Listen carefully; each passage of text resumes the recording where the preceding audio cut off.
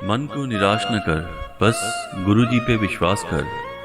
हर पल है साथ तेरे वो, इस बात का एहसास कर। जय गुरुजी।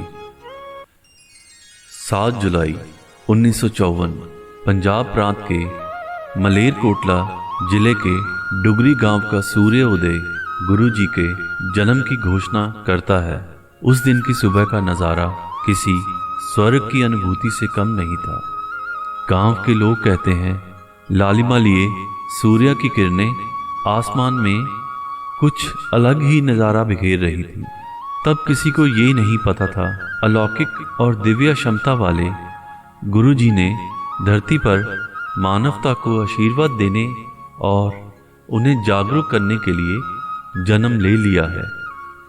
बचपन से ही अध्यात्म से पूर्ण होने के बावजूद अपनी शिक्षा दीक्षा डुगरी गांव के आसपास प्राप्त की। ये वहाँ के स्कूल, कॉलेज और गांव का सौभाग्य कि उन्होंने गुरुजी का प्रारंभिक शिक्षा से लेकर राजनीति शास्त्र में स्नातक की डिग्री तक का सफर देखा। वक्त गुजरने के साथ गुरुजी की दिव्यता लोगों को अपनी ओर आकर्षित करने लगी। गुरुजी ने कभी कोई प्रचार प्रवचन नहीं किया, लेकिन गुरुजी की दिव्यता की चर्चा चारों ओर फैलने लगी। गुरुजी की समीपता के एहसास से ही मानो भक्तों की समस्या का समाधान हो जाया करता। गुरुजी के आशीर्वाद से सैकड़ों हजारों लोगों के दुख दर्द कम होने लगे।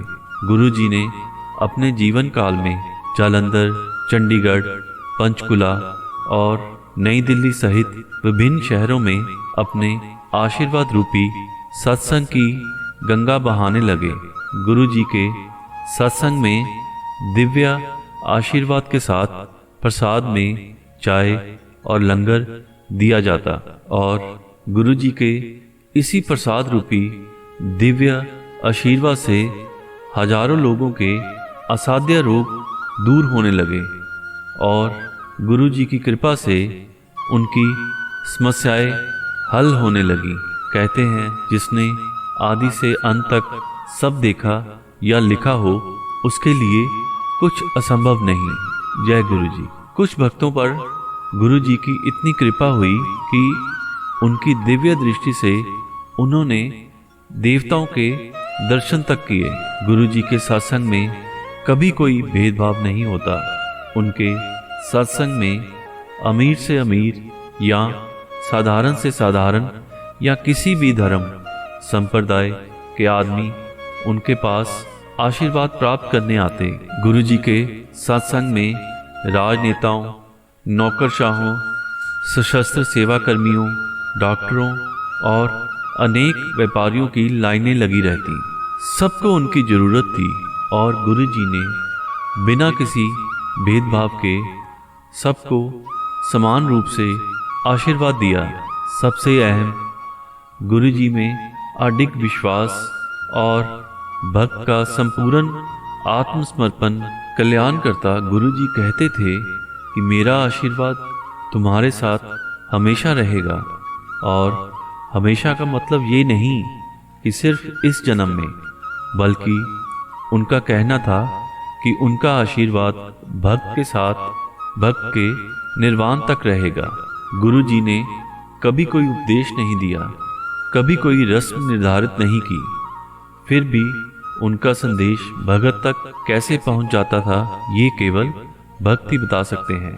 इस विशेष संबंध से भक्त को ना केवल खुशी और स्फूर्ति मिलती थी, बल्कि इसकी वजह से भक्त में एक गहरा बदलाव भी आता था। भक्त एक ऐसे स्तर पर पहुंच जाता यहाँ आनंद शांति एक साथ आसानी से मिल जाते। भक्त कहते हैं, गुरुजी के चारों ओर दिव्य सुगंध रहती थी, मानो गुलाब के फूल खिले हों। आज भी उनकी खुशबू उनके भक्तों को गुरुजी के होने का एहसास दिलाती है। और 31 मई 2007 को गुरुजी ने महासमाधि ले ली। उन्होंने कभी कोई अपना उत्तराधिकारी घोषित नहीं किया, क्योंकि कहते हैं दिव्यता का कोई उत्तराधिकार नहीं होता। वो कहते थे कि भक्त हमेशा उनके साथ सीधे जुड़ जाते हैं। प्रार्थना और ध्यान के माध्यम से मेरे और उनके निकट आते हैं। गुरु जी का एक मंदिर, जिसे दक्षिण दिल्ली में वट्टी खानों पर स्थित है, बड़े मंदिर के नाम से जाना जाता है। आज जब गुरु जी अपने नश्वर शरीर में नहीं हैं, उनका आशीर्वाद अभी भी भक्तों पर समान रूप से बरस रहा है। जय गुरु जी। मन को निराश न कर, बस गुरु जी पे विश्वास कर। हर पल है साथ तेरे वो, इस बात का एहसास कर। जय गुरु जी। ओम नमो शिवाय। शिव जी सदा सहाय। ओम नमो शिवाय। गुरु जी सदा सहाय। शुक्राना गुरु जी, शुक्राना गुरु जी। जय गुरु जी, जय गुरु जी।